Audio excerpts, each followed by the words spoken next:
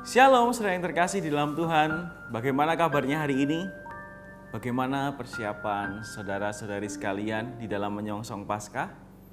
Saya berharap kiranya di masa-masa Prapaskah ini kita boleh bersama-sama merasakan kehadiran Tuhan di dalam kehidupan kita. Saudara, berbicara mengenai Paskah, maka kita akan tentu mengingat dengan salib Yesus Kristus. Saudara, kalau kita memandang kepada salib, maka kita sebagai orang percaya mengimani dan meyakini bahwa hanya salib Kristuslah yang mampu menyelamatkan kita dari dosa-dosa. Saudara, tapi pertanyaannya, kenapa hanya salib Kristus saja yang bisa menyelamatkan kita dari dosa? Saudara, mari kita melihat sedikit di dalam kehidupan bangsa Israel. Saudara, kita tahu ya bahwa kita semua adalah manusia yang berdosa karena Adam telah berbuat dosa. Adam adalah representasi dari manusia. Dia adalah wakil dari manusia di hadapan Allah. Ketika dia berbuat dosa, konsekuensinya seluruh keturunannya pun adalah orang yang berdosa. Oleh sebab itu Tuhan memilih sebuah bangsa Israel, di mana nama Tuhan ditegakkan di dalamnya. Saya yang terkasih dalam Tuhan, di dalam perjanjian antara Tuhan dan bangsa Israel, jikalau bangsa Israel berbuat salah, maka ada korban yang harus dipersembahkan di hadapan Tuhan.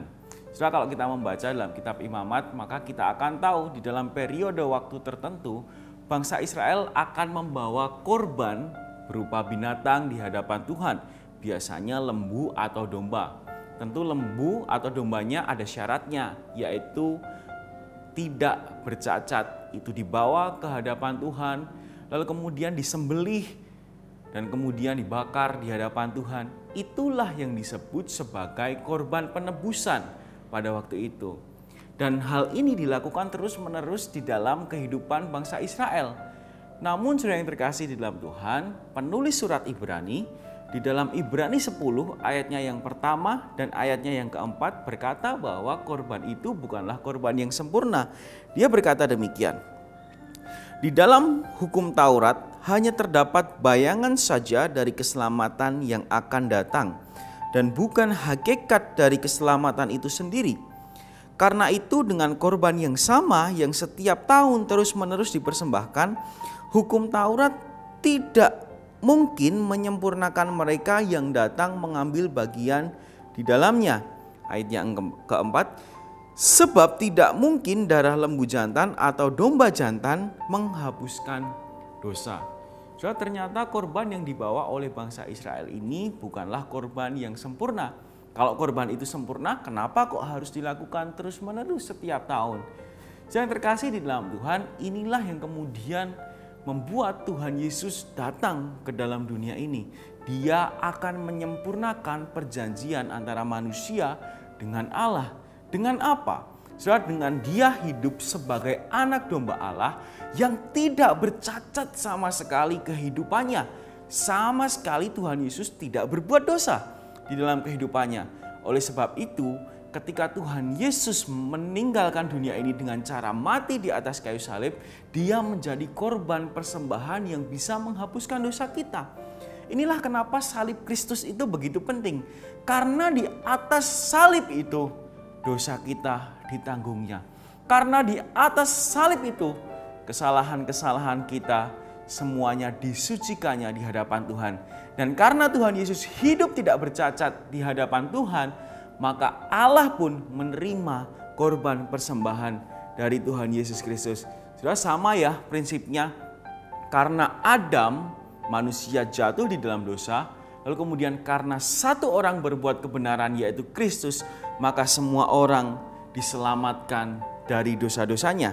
Mereka yang percaya kepadanya. Hal ini dikatakan di dalam Roma pasal yang kelima ayat 18 sampai ayat yang ke-19 berkata demikian. Sebab itu sama seperti oleh satu pelanggaran semua orang beroleh penghukuman, demikian pula oleh satu perbuatan kebenaran semua orang beroleh pembenaran untuk hidup. Jadi sama seperti ketidaktaatan satu orang, semua orang telah menjadi berdosa, demikian pula oleh ketaatan satu orang, Yesus Kristus, semua orang menjadi orang benar. Yang terkasih, jikalau kita percaya kepada penebusan Kristus di atas kayu salib, maka kita adalah orang-orang yang dibenarkan. Maka kita adalah orang-orang yang diselamatkan. Sehari ini sungguhkah kita percaya akan salib Kristus? Jikalau belum, saya berdoa kiranya Tuhan boleh menyadarkan setiap kita. Kiranya Tuhan boleh menyentuh hati kita, mengingatkan kita siapa kita. Kita yang adalah orang berdosa, Tuhan rela mati dan disalib bagi kita.